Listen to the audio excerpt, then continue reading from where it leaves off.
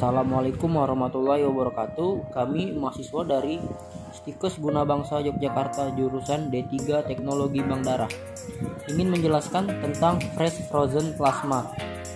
Fresh frozen plasma adalah plasma segar yang dibekukan dalam waktu 8 jam dan disimpan pada suhu minimal minus 20 derajat Celcius, dapat bertahan selama 1 tahun, yang berisi semua faktor koagulasi kecuali trombosit. FFP ini berisi plasma, semua faktor pembekuan stabil dan labil, komplemen dari protein plasma. Volume dari FFP ini sekitar 200-250 mili. Berikut adalah proses pembuatan fresh frozen plasma. Yang pertama, darah diambil dari pendonor atau yang telah tersedia pada blood bank. Kemudian diperiksa kembali identitas apakah telah lengkap dan sesuai. Lalu kantong darah ditimbang dan dihitung jumlah volume yang akan diambil. Kemudian timbang kembali menggunakan balance.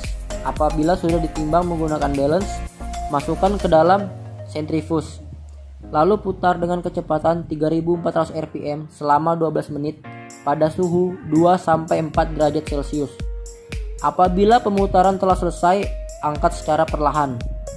Kemudian letakkan kantong pertama pada alat plasma ekstraktor dan letakkan kantong satelit di atas timbangan. Apabila komponen telah didapat, klem selang, lalu potong dan pisahkan.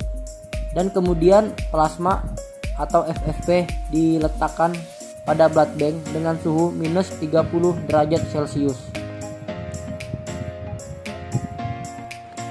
Indikasi dari fresh frozen plasma. Yang pertama, defisiensi faktor koagulasi seperti penyakit hati, overdosis antikoagulan warfarin. Yang kedua, kehilangan faktor koagulasi pada penerima transfusi dalam jumlah yang besar. Yang ketiga, menggantikan kompleks protrombin yang diperlukan pada akibat penggunaan warfarin. Kemudian yang keempat, trombosit trombositopenik purpura. Yang kelima, berguna untuk peningkatan faktor pembekuan darah. Dan yang keenam, kegawat daruratan pada kehamilan dan operasi jantung terbuka. Kemudian, kontraindikasi fresh frozen plasma. Plasma sebaiknya tidak digunakan untuk mempertahankan ekspansi volume karena resiko penularan penyakit yang terlalu tinggi. Kontraindikasi ini adalah kebalikan dari indikasi. Jadi kontraindikasi ini suatu kondisi atau faktor yang berfungsi sebagai alasan untuk mencegah tindakan medis tertentu karena bahaya yang akan didapat. Suhu dan masa simpan dari fresh frozen plasma. Pada suhu minus 20 derajat Celcius hingga minus 24 derajat Celcius, masa simpannya dapat bertahan selama 3 bulan. Pada suhu minus 25 derajat Celcius hingga minus 29 derajat Celcius, masa simpan dapat bertahan selama 6 bulan. Kemudian suhu minus 30 derajat Celcius hingga minus 39 derajat Celcius, masa simpannya dapat bertahan selama 1 tahun.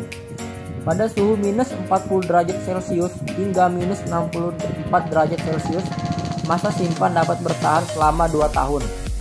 Suhu pada minus 65 derajat Celcius atau di bawahnya, masa simpannya dapat bertahan selama 3 tahun.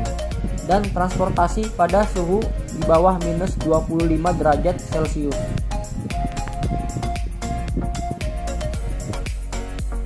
Persyaratan dari fresh frozen plasma yang akan digunakan. Yang pertama, fresh frozen plasma tidak boleh dibekukan ulang setelah thawing. Karena setelah thawing apabila dibekukan maka akan menurunkan kualitas dari fresh frozen plasma.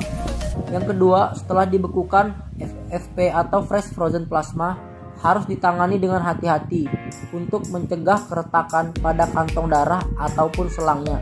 Dan yang ketiga, jangka waktu transportasi fresh frozen plasma maksimal selama 24 jam. Reaksi transfusi dari fresh frozen plasma. Yang pertama, reaksi alergi akut dapat terjadi apabila pemberian cepat. Kemudian, jarang terjadi reaksi anafilaktik berat. Dan yang ketiga, hipovolemia, bukan suatu indikasi.